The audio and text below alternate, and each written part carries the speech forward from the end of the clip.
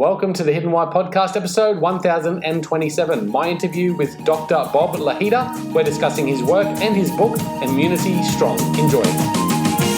Hello, Dr. Lahita. Bob, how are you today? I'm great today. How are you, Lee?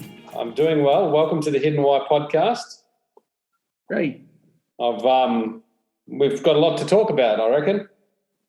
We do.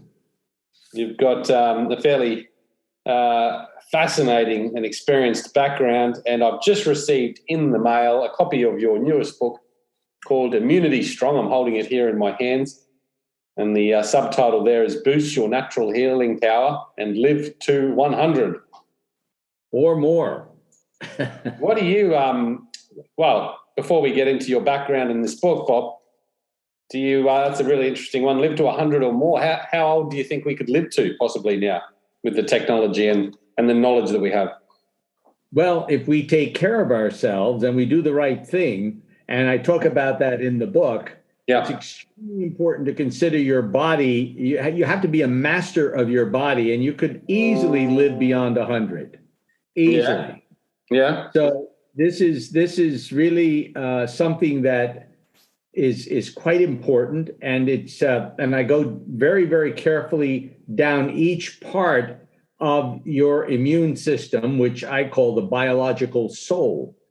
And I call it the biological soul because it's the seat of everything, it seems, within the body. Right. I walk you through how the immune system works, which most people have no clue, what makes it implode or keeps it safe, and what modern science reveals about how it connects to every part of your body to keep it alive. Yeah. And one of the reasons I think the Generation Z kids have it right is they know how to live a healthy life with physical activity, exercise, eating properly, etc., which my generation never really thought much about. No. So the biological soul is designed to protect you and to let you live a healthy life. So this force, which I call the soul, is tangible, measurable, lives within your body, and determines your age and well-being throughout your life. Yeah.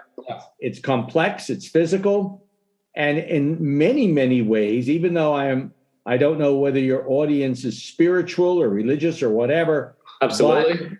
Even if you're not or you are, this is very, very spiritual. It's a spiritual organ, if it were, It's affected by stress, your diet, your overall health. Yeah. And though it's not immortal like the spiritual soul, if you believe in a spiritual soul, this soul, this biological system I call the immune system, shapes your life, and what you do with your life shapes it. Right. So that's a good beginning as to what the book is all about. Yeah. Well, let's delve into it. So just give us a brief. What's your background? You're on many boards and obviously an MD. Yeah, I'm an MD and I'm a PhD as well. Uh-huh. And so my clinical training was first, and I was a resident in internal medicine in New York City.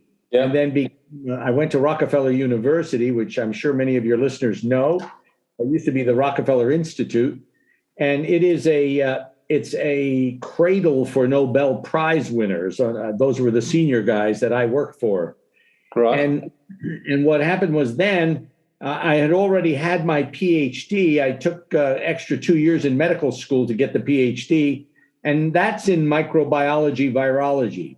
So I had very little immune system training. So I went after my internship and residency, and I went to the Rockefeller and I studied the immune system, autoimmunity particularly, and rheumatology at the Rockefeller for about 11 years. Okay.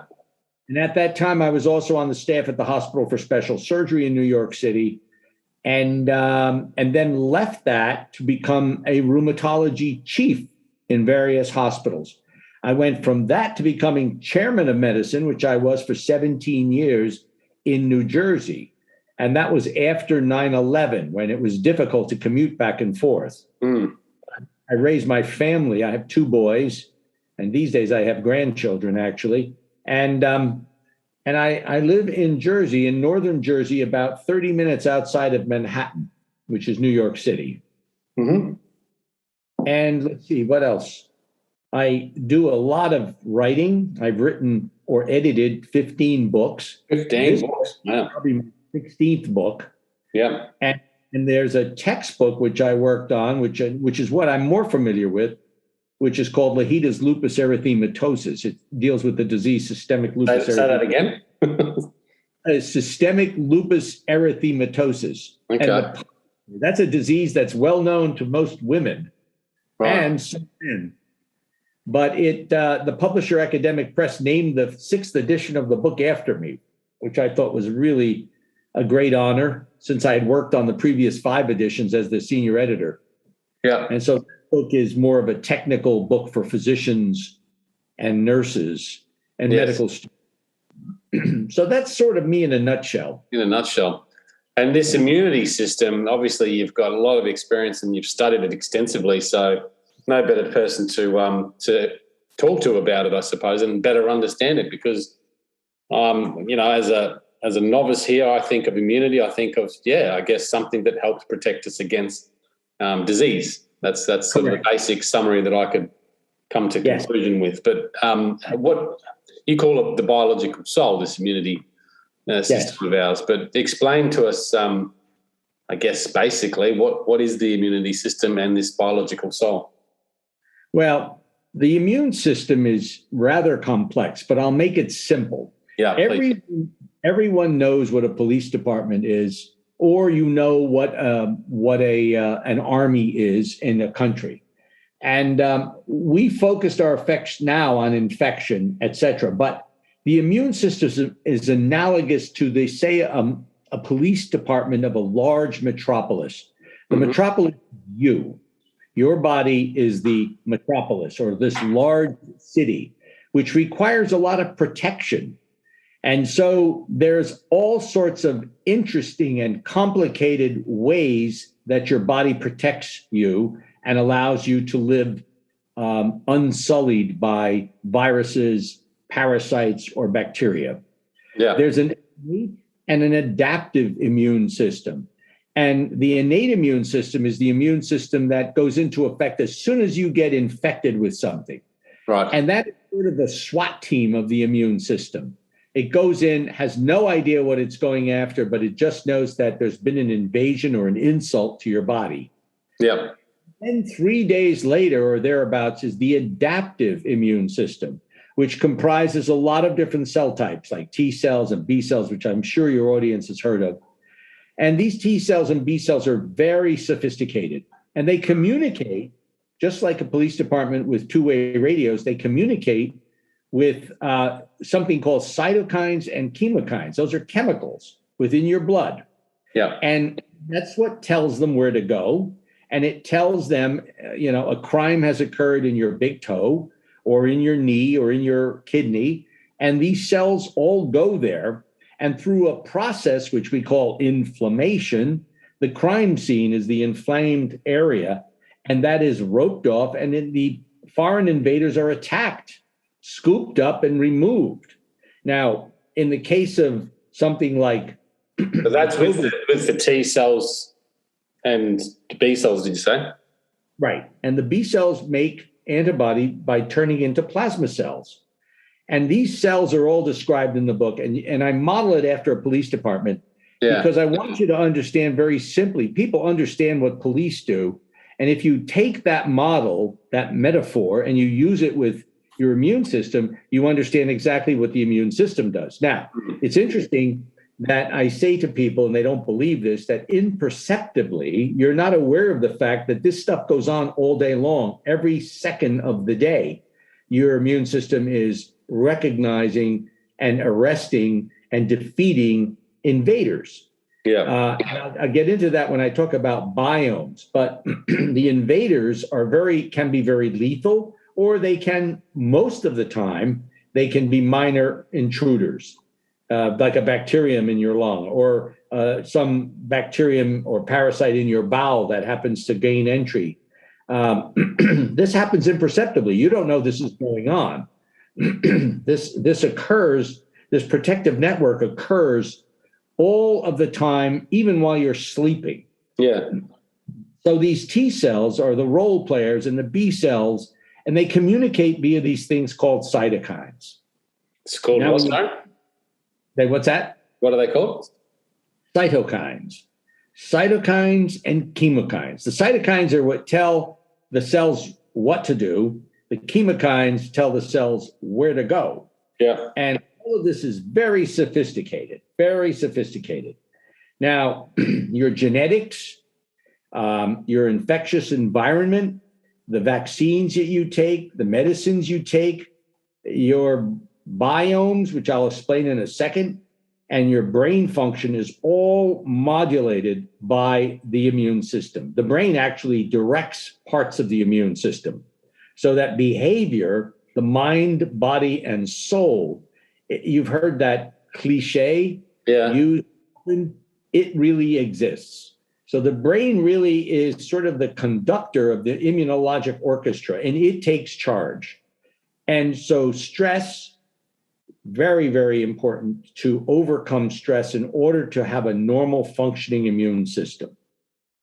And then I talk about the biomes. Now, people aren't aware of the fact that there are things called biomes. Some people call them microbiomes. Yeah. These biomes live in and on us. So you have a biome on your skin, you have a biome in your lung, you have a biome in your bowel. You have a biome everywhere. And these are organisms that happily live with us and do some very important things. And that's chapter 2, I believe, in the book. Yeah. I don't have the book with me here, but that's chapter 2. And that's all about diets and being down and dirty. And I have the hygiene hypothesis of children who grow up on farms or in the country that generally are with animals and eat dirt. They have less allergies and less asthma than children who grow up in urban areas. Is that because of the natural bacteria, the biomes that we digest? And it's correct. And it educates or informs your immune system. So in essence, the phrase "you are what you eat" is exactly true. But we're born with these biomes too, yeah? Like, you know, yes, and that's why they say natural birth is a better way to... Born during natural birth, and it's enhanced, the biomes are enhanced through breastfeeding. Right. So when I talk to women or lady groups, I say, you know, lots of people have cesarean sections, and they don't have, the baby doesn't go through the birth canal, and they don't breastfeed. So they deny your baby the ability to have a microbial population that he or she gets from the mother. So, for example, babies who have been born by cesarean section have a 20% increase in asthma when they get older. And so it also affects behavior because, you know, we know from animal experiments that germ-free animals are antisocial. Oh. There's an enteric nervous system, which depends on the immune system. And so behavior is influenced by your biome. Yeah. The microbes in your bowel and in other parts of your body determine what goes on in your head. So this mind-body connection is extremely, extremely important. Eliminating stress, getting enough sleep and rest, meditation, yoga, exercise, all of these things are extremely important to keeping your mind-body connection together. And that is like reducing stress, like meditating, exercising. Yeah. They're separate from the biomes that we're talking about, yeah? That's right. So but the biomes are extremely important. For example, fermented foods like probiotics and probiotics really produce friendly bacteria and restore the flora of the gut. Things so can we test this gut bacteria and analyze our biomes to make sure we've got a healthy gut bacteria? Only in the research lab, unfortunately, right now. But there are organisms, for example, that are tied together with things like rheumatoid arthritis. The older you get, like say over 65, your biome changes. the character of the biome, the organisms change. Kids with autism have different biomes. People with schizophrenia have different biomes.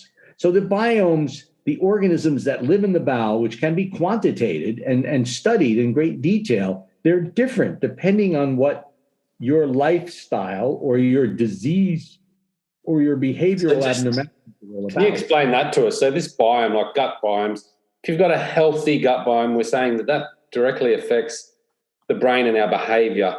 And if we've got an unhealthy gut biome, the reverse happens, and potentially we have worse behaviours, and not in a negative sense perhaps, but behaviours that are less conducive for a long and happy life, I suppose.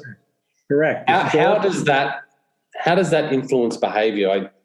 I get it because I know through personal experience that when I'm healthy and got good diet and good, digestive, I generally have better feelings and better behaviours. And when I don't, I generally am not as happy, I suppose, and productive.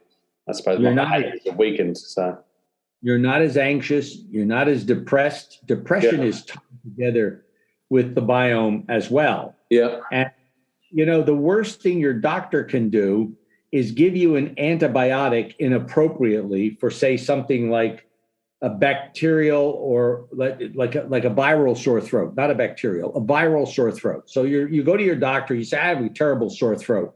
Can you give me an antibiotic? And so the doctor says, here, I'm giving you 2 weeks worth of penicillin, say, just to pick an antibiotic. And that destroys a good part of your biome.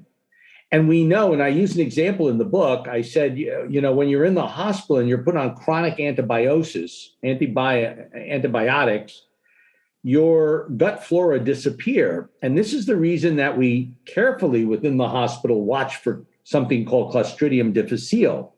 Right. This is an organism which overgrows the bowel and causes major disease and actually kills people. Right. So there are other organisms that can come forward as well when you're inappropriately treated with large doses of antibiotics. Yeah. So with the gut bacteria, I memean, what would you sort of suggest as far as keeping that in check and a healthy diet? What would be a healthy diet? Is it raw food? Well, there's prebiotics and there's probiotics. So let me give you some prebiotics. What's a prebiotic? That you ingest that are metabolized by the gut bacteria. And this is onions, garlic, leeks, barley, and oats. Those are examples. Now, most people don't buy prebiotic. They buy probiotics.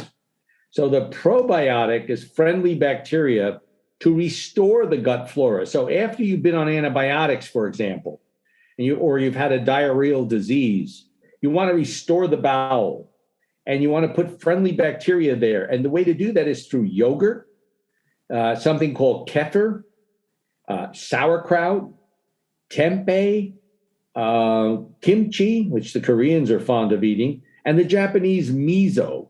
These are all natto, restoring your gut bacteria, your friendly bacteria. So we should eat those foods every day anyway, the pro and the prebiotics and probiotics. Yes, you should. I have a yogurt every day at night. What is a prebiotic? So onions, garlic, things like that? Yeah. Onions. How do they differ from probiotic? Onions, garlic, leeks, barley, oats. A lot of these granola type cereals and stuff provide these prebiotics for your bowel. How does a prebiotic differ from a probiotic? No, prebiotic actually puts the organism, the microbes, into the bowel and allows them to be metabolized by the gut bacteria. They're not fermented. They're to be fermented. The probiotics are friendly bacteria that are actually put in the bowel to restore the gut flora. And that bacteria is living in the fermented foods like sauerkraut, kimchi, kefir. There's a whole bunch of them, and I list them in the book. Digestive-wise, I mean, are you for a plant-based diet? Do you suggest we eat meat? Is there we should avoid altogether, like alcohol and sugars? Oh, yeah. Sugars definitely should be avoided. Large amounts of sugar. I don't eat sugar. A lot of people become diabetic after the age of 60, say. It's epidemic in the world, but particularly in the United States, it's epidemic. I'm sure in Australia it may be the same. But yeah, unprocessed foods, sugars, stuff like that. I happen to love meat. I eat a lot of meat. I eat, for example, liver, which I had last night, chicken, steaks. I love steaks, but I don't eat them every day. I eat maybe steak like once a week, maybe every 10 days. But I don't say that you should be on a vegetarian diet. A lot of people feel that way. A Mediterranean diet, which includes meat, is very, very good for you. The main thing is to avoid a lot of sugar. Yeah, you hit the nail on the head. That is nasty stuff. I think sugars and like I spoke to a lady yesterday actually, and she sort of said it herself. But processed foods, and we don't often think about it because we're so surrounded by it. But we are. I think if you can, and I lived in Japan for a while, so I think that's great probably when I had the healthiest diet, and just because that's their culture, it's there's smaller amounts of meats, a lot of farm-grown vegetables and fruits. Right. And another thing to note there in Japan was that it was very seasonal, like where in Australia anyway, we have everything all year round, it seems. Whereas in Japan, in winter, you had a selection of fruits and vegetables. In summer, it changed again. But I think it reduced the amount of variety we had in our diet too. Yes. Yeah. So the Japanese, for example, eat a lot of miso for breakfast, miso soup. And that's very, very probiotic. And it's really too. Mm. Okay, well, that's good. Sorry, we just went on a side tangent about biomes there. You what? We just went on a side tangent about our biomes. Can we digest good, healthy biomes? Like, they have the fecal pills and tablets. Is that a good thing that we could do to try and... Well, no, it's not unless you absolutely need it. We do have fecal transplants. I mentioned that in the chapter on biomes. A fecal transplant can be placed in a capsule via the rectum, via colonoscopy, into somebody who suffers from Clostridium difficile. Clostridium difficile is particularly nasty. There are other diarrheic bugs that take hold when the biome is destroyed. So a fecal transplant, we do them here, but only in the worst circumstances. Right, okay. Aesthetically, it's not a great thing for most people to think of someone else's stool being placed in their bowel. And it's pretty... Doesn't sound right. but it has been brought up in conversation, so I thought, only if it's necessary, you look at something like that. Right. You have to. So as I go into the rest of the, onto mind-body connection, I talk about Qigong, Tai Chi, yoga, meditation, extremely important to know how to meditate. How do you meditate? How do I meditate? Yeah, what's your practice? I have a meditation where I count to actually 13, and I will lie in bed and I will do 1, 2 for my right hand, 3, 4 for the left hand, 5, 6 for the left foot, 7, 8 for the right foot, and then I go across my abdomen, and then I go to my back with 11, 12, and the genitalia is 13. If you do that twice, it's a good way to fall asleep. But you can do the lotus position and just do what the Middle Eastern and the Far Eastern people do and just sort of try to block your mind by thinking of clouds and such. I have been meditating for years. Yeah, we talk about it a lot on the show. So just going back to your example, so you're lying there, closed eyes, and you count. Yeah. You just count to 13. So you go, what, slowly? 1, 2, 3, yeah, 4. And I do it slowly, and then I'm usually out cold by the second round of counting. Okay, so you just, every time you count, you're just focusing on that part of the body. So when you get to 4, you're on your right hand or whatever, and then your toes. Okay, gotcha. One of the methods. There's many, many methods. Well, you talk. There's different types of meditation. You talk about sex and socialization too in your book. Yep, I do. Now, sex and socialization is really important. Just did a thing for Valentine's Day, which I believe was this week. I think it was Monday. And I was talking about the importance of sex and the importance of socialization. With the pandemic, we have been deprived of socialization, and people have been by themselves. That's very, very bad. There's a 58% increase in mortality in people who do not socialize and live by themselves, especially when they're isolated. So I'm not talking about people in prison. I'm talking about people who are, expected to socialize in public. So socialization, the process of intimacy, whether it be with an animal, like, hugging a dog or a cat, or having a companion in a dog or cat, or even a goldfish or a mouse or whatever your thing is, versus having a lover or a wife or husband, or maybe children. This is all very, very important because there are chemical releases that go on that enhance immune function. One of something called a love hormone, oxytocin, increases when you eat something. The same thing with prolactin. They both act as neuroendocrine stimulators of immune function. Right. So sex and socialization increases fertility, and increased fertility then leads to sexual relationships and pregnancy. If you're interested in getting pregnant, I know a lot of people who are childless until they socialize, until they find their proper mate, and they have intimacy, and obviously it enhances fertility. And I have a thing in the book on that, actually. And I wrote more about that for Valentine's Day because I was asked to do that by a few interviewers. And very interesting concept. And again, this is the mind, body, and the And this socialization is great for immune function. Great for function. I also talk about what is the like if you talk about sex and socialization releasing like oxytocin, for example, the happy what do you call it, the love chemical? How does that have influence on the immune system? Can you explain that? Well, the immune system, first of all, let's take oxytocin and prolactin. They are both immune stimulants. Right. So the act of having sex, sexual intercourse, increases immune function, increased T cells, increased antibody, particularly in women. Increases them or? Increases them and stimulates them. Well, stimulating, increasing, the same thing.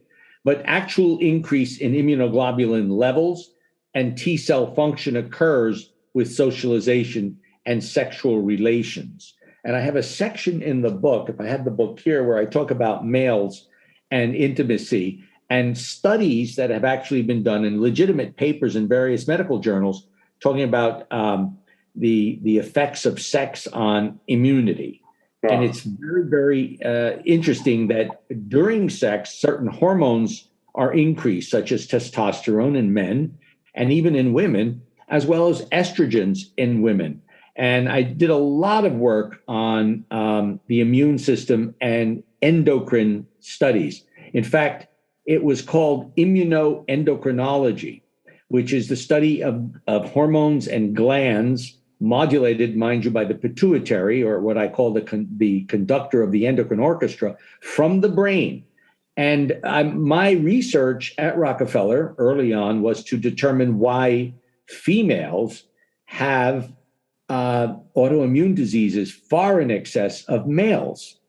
And no one has quite figured that one out. Even to this day, we are not sure we understand it. And one of my scientific chapters in the textbook that I edit is exactly on this, on the effects of epigenetics and genetics on sex and sex hormones and boosting or down-regulating the immune system. Obviously, you have an overactive immune system, which you can easily have, especially if you're a woman.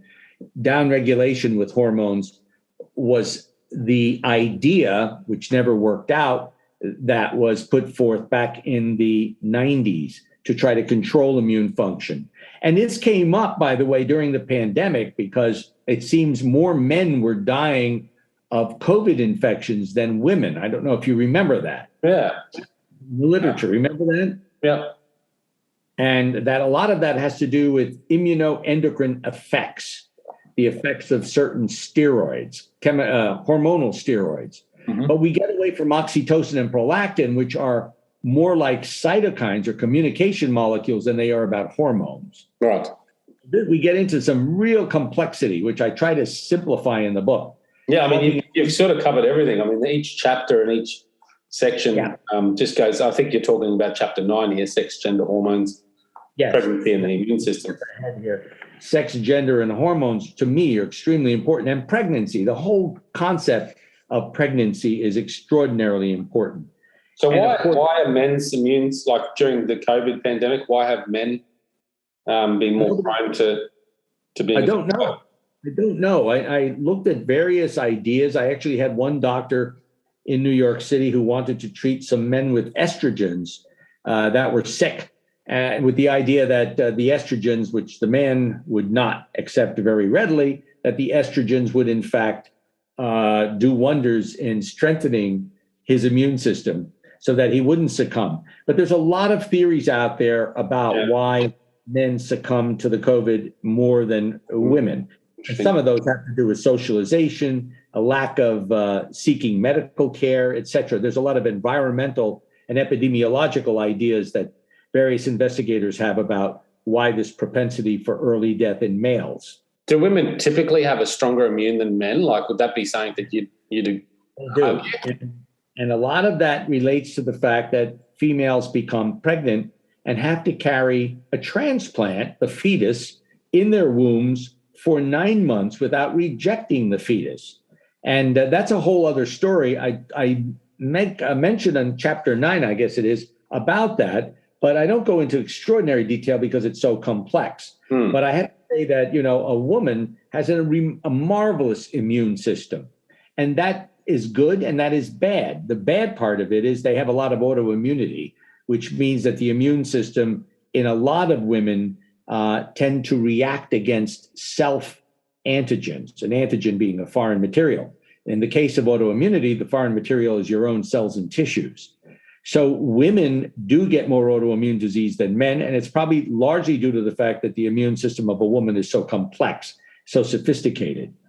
And I have a slide that I actually use in my lectures, which shows a box, and it's labeled male, and there's one toggle switch. And then there's another box labeled female, and it's got all kinds of lights blinking and dials and toggle switches for this and for that. So it is complex. It's very complex.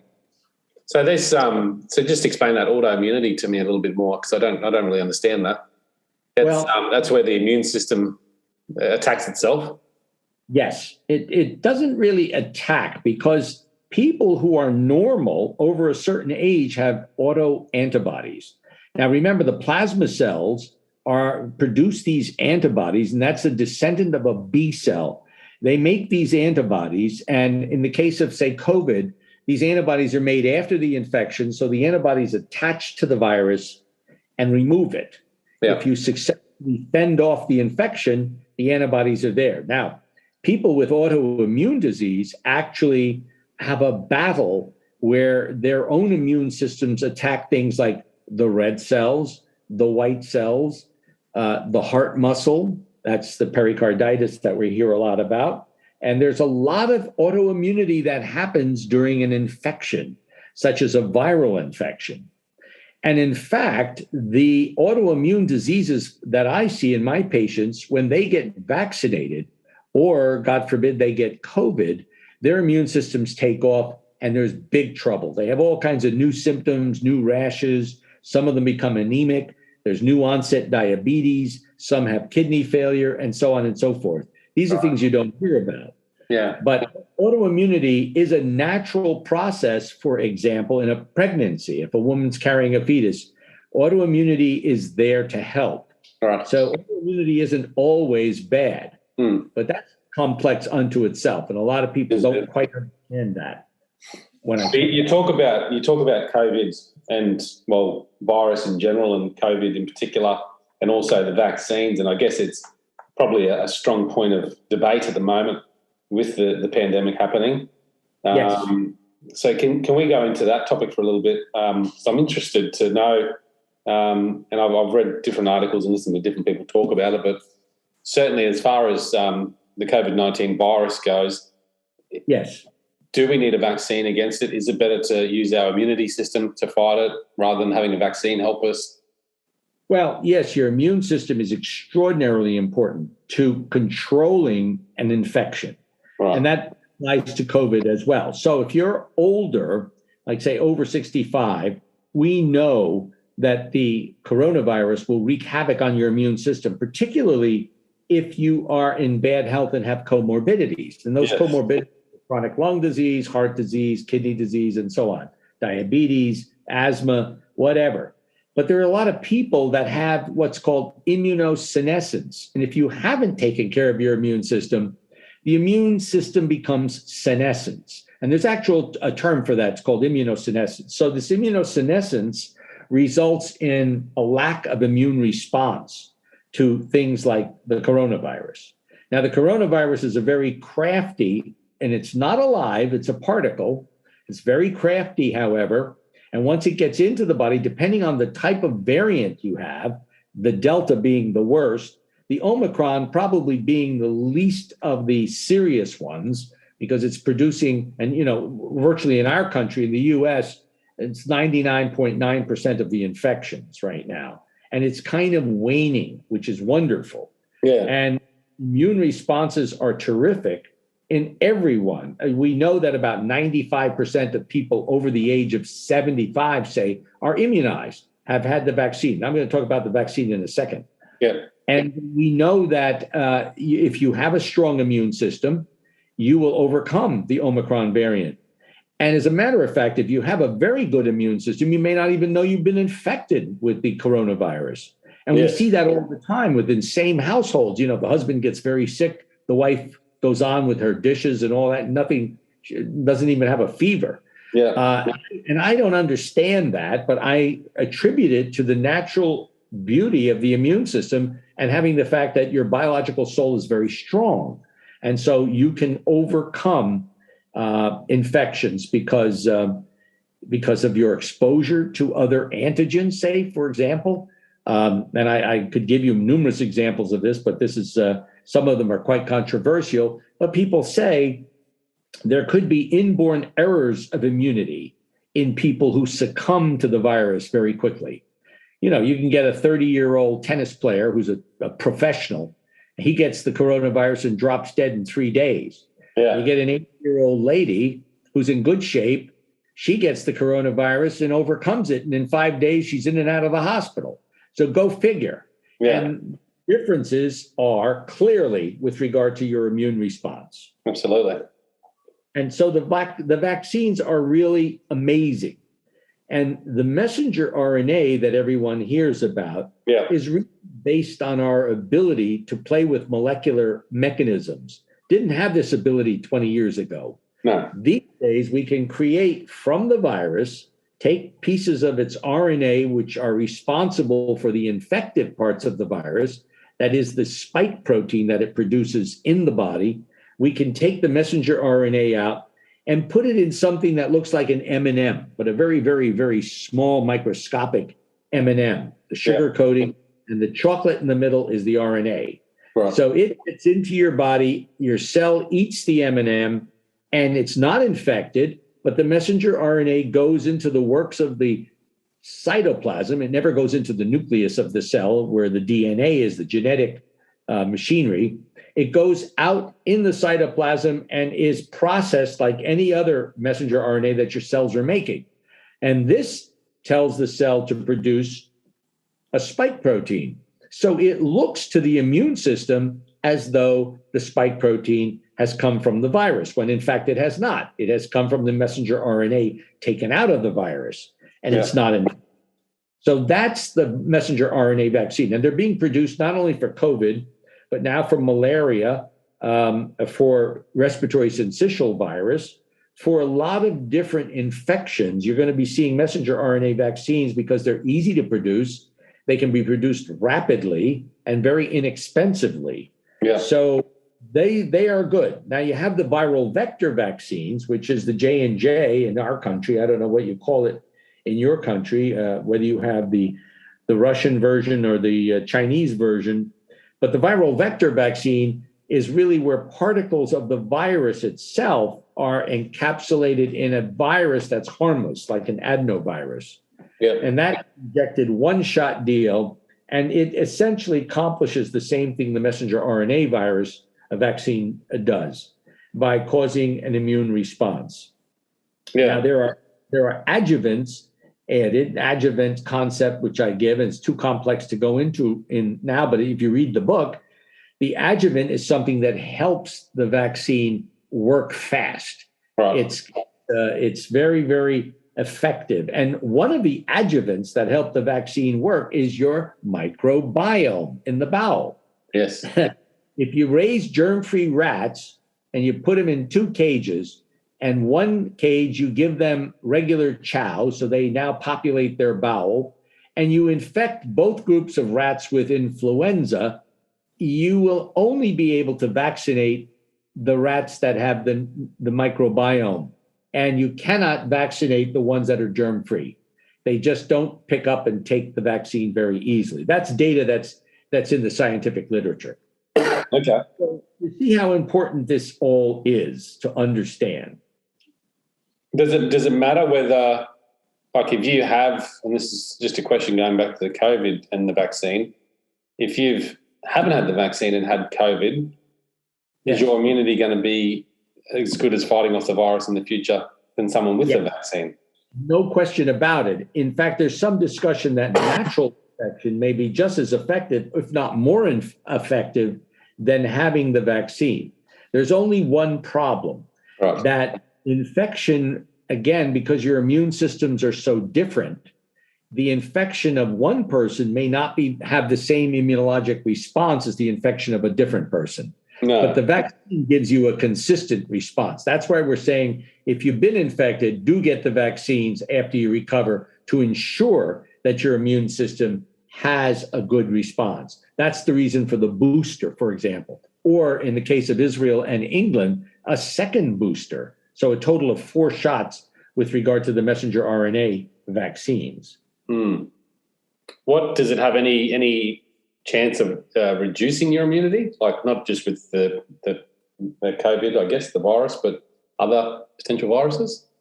No, not really. To reduce your immunity to be infected? Yeah, like I sort of think, do you become reliant on these things to protect you and your immune system becomes maybe lazy? No. I know that was a discussion somewhere. I saw that, but no, that doesn't happen. No? Your immune system is very robust. Your biological soul, it's like the police department in a city. Again, I go to the original model. So you can have thousands of robbers, carjackers, homicidal maniacs, and your police department has records for each of them, and it will remember, it'll be on the lookout for X, Y, and Z. Same thing with the immune system. It has a be on the lookout because once those T cells are trained to recognize a foreign invader, it's for life.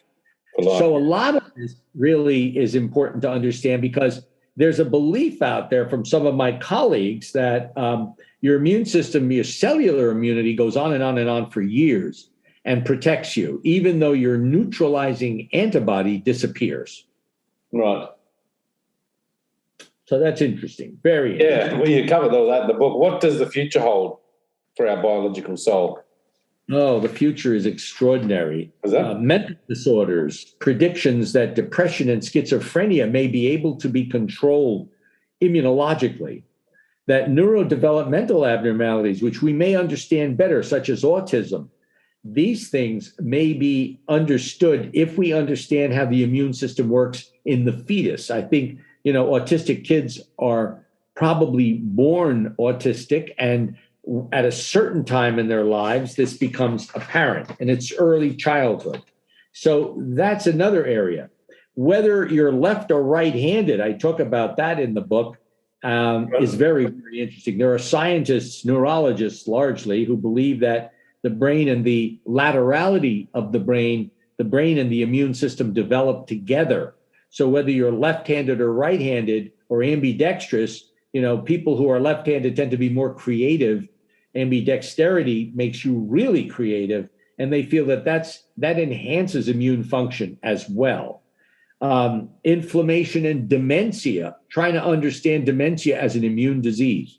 We know that in dementia, there's the deposition of something called amyloid. And I'm sure many of your listeners know about amyloid. Amyloid is a protein that's deposited in the brain in certain dementia variants. Oh, yeah. Yep. And amyloid is extremely important, and that is a byproduct of inflammation. So inflammation, which we haven't really talked about a lot, is extremely important. Lots of cells involved, lots of chemicals involved. It all has to do with what's released at the scene of the crime in your body. So inflammation is critical. Some people get total body inflammation. In the case of COVID, the inflammation was largely in the lung for the Delta variant. And the way we treat it, as we treat it today, is to give huge doses of dexamethasone or steroid, along with remdesivir. And the controlling inflammation really, it may mean the difference between life and death for a lot of people. Monoclonal antibodies do the same thing. They control inflammation. But as far as predictions go, I think dementia and inflammation, that's an area to really look at.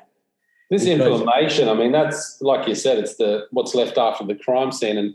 And inflammation can be quite chronic in some people, and probably in a lot of us in many ways that we don't even notice.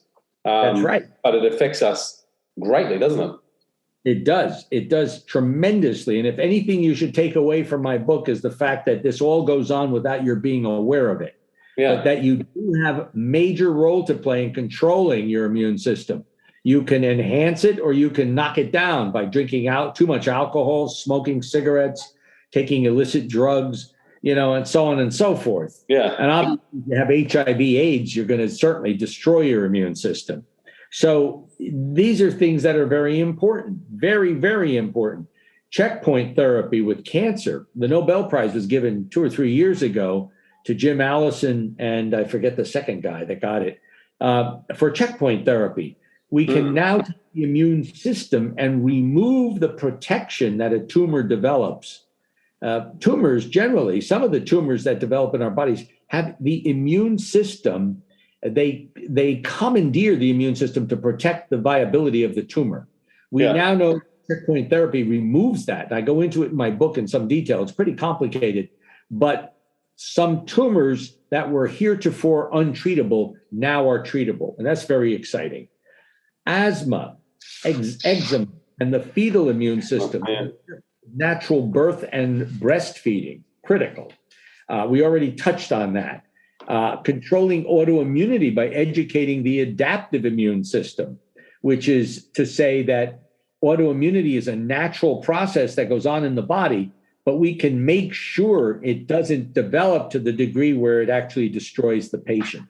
The patient can have, multiple sclerosis, that's autoimmune. Juvenile diabetes is autoimmune. Thyroiditis, rejecting the thyroid gland. I see this every day. This is what I do. I'm an autoimmunologist as well as a rheumatologist. And so some of these diseases are very devastating to patients. And then epigenetic influences, which we haven't even talked about. We haven't talked about genetics either.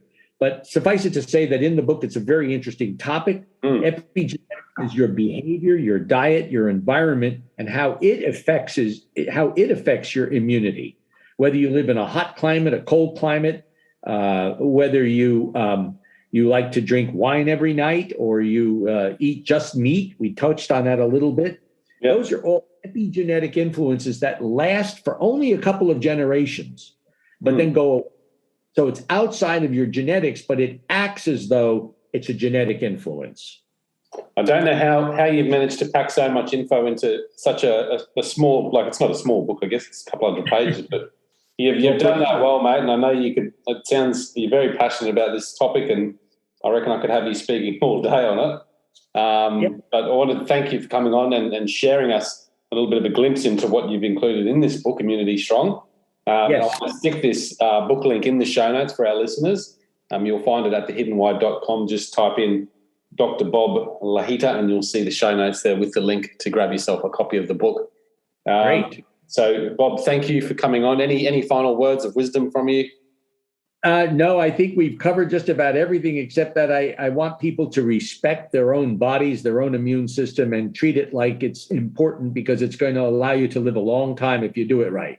It is, well, quite important, isn't it? And we often overlook that, and I'm guilty of that as well. But no, it's great, inspirational, mate. So thank you for sharing. And guys, check it out at thehiddenwhy.com. Until next time, peace, passion, and purpose. See you soon. Thanks, guys, for listening to this episode. I hope you enjoyed what you heard. I hope you love what you're hearing. If you like this episode, guys, or any of the episodes that you're listening to here at The Hidden Why, please do me a favor by sharing it. You can share it with your families. You can share it with your loved ones. You can do that by using your favorite social media channels, using the icons on the platform that you're listening to The Hidden Why podcast. Also, guys, if you're a fan of the show, please connect with me. Connect with me at thehiddenwhy.com. I love to hear from you. I love to converse with the people that listen to this show to find out what they enjoy, what they don't enjoy, and perhaps if they have any questions or feedback for the show as well. You can stay up to date with all that I'm releasing here, guys. I do a solo show every Monday, a 3-minute thought every Thursday. I do 2 interviews a week on a Wednesday and a Saturday, and a book review every Friday. You can stay up to date with all that by subscribing to my newsletter at thehiddenwhy.com. Just enter your email address there, and also subscribing to the podcast on the platform that you choose to listen to your podcast. You can also support the show, guys, by using the Amazon links at thehiddenwhy.com. So if you like books, you can get all the books that I review there, and anything else really that you like to purchase through Amazon. So use that link, it helps support the show. And we've also got a deal with Audible, guys. Audible is a fantastic way to listen to all your favorite books. We've got a deal with them, so you can get 2 free books when you subscribe, or subscribe to a 30-day free trial. So check that out again at thehiddenwhy.com. Guys, that's it from me. You know what to do. Go out there, breathe more passion into every single moment. Do everything with greater purpose, and in doing so, you will discover your hidden why. This is The Hidden Why. My name's Lee Martinuzzi. Until next time, peace, passion, and purpose. See you soon.